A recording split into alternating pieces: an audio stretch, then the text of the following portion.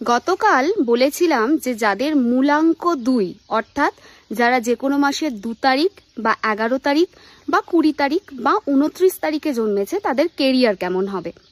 চলো দেখে নেওয়া যাক তাদের রিলেশনশিপ কেমন হবে। 2026 সালে রিলেশনশিপ কেমন হবে যাদের মূলাঙ্ক 2 তাদের ওপরে এই ভিডিও। অবশ্যই ভিডিওটা দেখো, কারণ খুব ইম্পর্টেন্ট টিপসও আমি শেয়ার করব। রিলেশনশিপের জন্য এই বছরটা তোমাদের ট্রুলি ডিস্টার্বিং ইয়ার বলা যেতে পারে। হতে পারে অনেক সময়ই যে মাঝে মাঝেই এটা ওটা নিয়ে একদম তর্ক বিতর্ক লেগে যাবে এবং বারবার মনে হবে যে মন যেটা বলছে সেটা শুনবো নাকি মাথা যেটা বলছে সেটা শুনবো। একটা কনস্ট্যান্ট কনফ্লিক্ট তৈরি হতে থাকবে। মাঝে মাঝে মনে হবে মনের কথা শুনি, মাঝে মাঝে মনে হবে ব্রেন যেটা বলছে, লজিক যেটা বলছে সেটা শুনে চলি। আর এই নিয়ে একটা চূড়ান্ত কনফিউশন ক্রিয়েট হওয়া তোমাদের এই বছরে কিন্তু সেরকম সিচুয়েশন ক্রিয়েট হবে। এই বছরে কিন্তু তোমরা ইমোশনালি ভালনারেবল একটা স্টেটের মধ্য দিয়ে যাচ্ছ বা যাবে, সেরকম জায়গা দেখাচ্ছে। সো ইমোশনালি ডিস্টারবেন্সেস ক্রিয়েট হতে পারে, সেরকম যোগ রয়েছে। Be very careful. নাম্বার 2 যাদের রয়েছে এই বছর দুটো এরিয়া সব থেকে ডিস্টার্বিং হবে। Number 1 is health and number 2 is finance. এই দুটো জায়গা সব থেকে বেশি ডিস্টার্বিং। অ্যান্ড নাম্বার 3 হচ্ছে রিলেশনশিপ। ফাইন্যান্স নিয়ে বা হেলথ নিয়ে পরে কথা বলবো। শুধুই কি খারাপ হবে? একদমই না, ডেফিনেটলি অনেক কিছু ভালো হবে। যখনই আমি কোনো সাজেশন তোমাদের দিই এর মানে এটা ভয় দেখানো নয়, এর মানে হচ্ছে এটা প্রকৃত গাইডেন্স দেওয়া, তোমাদেরকে পথ দেখানো যে কোন জায়গাটা কিভাবে চলতে হবে। সো আজকে যেটা নিয়ে কথা বলছিলাম ব্যাক করি সেটাতেই, সেটা হচ্ছে আমাদের মানে তোমাদের যারা নাম্বার 2 রয়েছে, মূলাঙ্ক 2 রয়েছে, তোমাদের রিলেশনশিপ কিরকম হতে যাচ্ছে। সো রিলেশনশিপে বৈবাহিক জীবন শুরু হওয়ার বা বিবাহের একটা যোগ দেখতে পাচ্ছি। বিবাহ হবে সেরকম একটা জায়গা দেখাচ্ছে। বিশেষ করে অক্টোবর, নভেম্বর আর ডিসেম্বর এই 3 মাসে বিয়ে বেশি করে হবে যাদের মূলাঙ্ক 2, সেরকম জায়গা দেখাচ্ছে। বাট রিলেশনশিপে কিন্তু ভীষণ কনফ্লিক্ট থাকবে।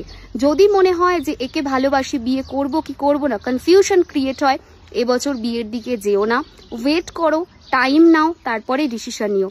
কারণ তোমাদের মধ্যে একটা চূড়ান্ত কনফ্লিক্ট এনার্জি ক্রিয়েট হবে বা কাজ করবে, সেটা বোঝা যাচ্ছে।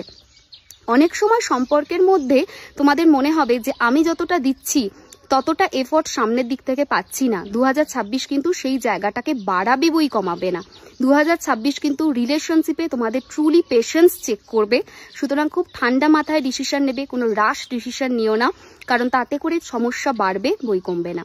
যদি তোমরা বডির বাঁদিকে 190025 এটা লিখতে পারো ব্লু বা রেড ইঙ্ক দিয়ে, রিলেশন কিছুটা বেটার হবে। আরও একটা জিনিস সেটা হচ্ছে সারা দিনে 2 মিনিট যদি সানলাইটে কাটাচ্ছ, তাহলে রাত্রের দিকে 5 মিনিট মুনলাইটে বসো। এই এনার্জির ব্যালেন্সটা তোমাদের মেনটেন করতে হবে, না হলে কিন্তু তোমরা প্রবলেমই ফেস করবে, সেরকম জায়গা দেখাচ্ছে।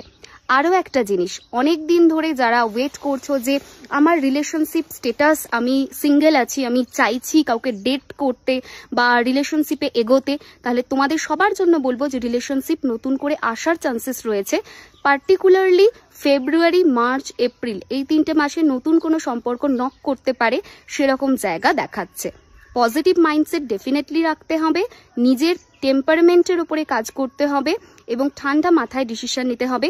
কারণ 2026-এর রিলেশনশিপে তোমরা কিন্তু ধৈর্য হারাবে এবং একটু চিড়চিড় করবে, সেই জায়গাটা দেখাচ্ছে।